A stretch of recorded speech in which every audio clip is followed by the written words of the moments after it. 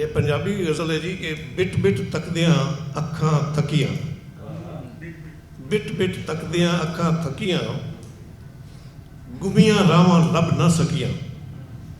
ते वेले दी गल उस तो पुछो जिस वेले दियां धूड़ां फकियां।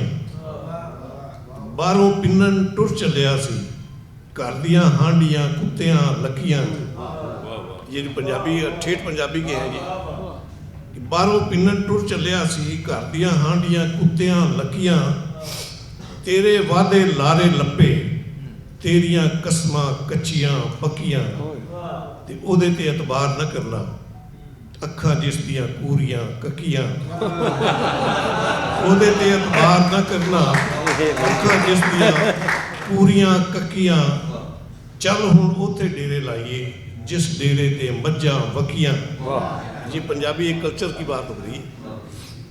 चल हुण उत्थे डेरे लाइए जिस डेरे ते मज्जां वकियां। ते ढिड पर रोटी खान न लभी, ढिड पर रोटी खान न लभी। छाले पै गए पींदियां चक्कियां। ते पुन्नुआं दी कुछ खबर न पाई, पुन्नुआं दी कुछ खबर न पाई। ससियां थल विच रुलदियां अक्कियां। आखिरी शेर है कि आसी मूल न चढ़िया जावे, आसी मूल न चढ़िया जावे। शहर तेरे दियां उच्चियां टक्कियां। ये पाक कदम ये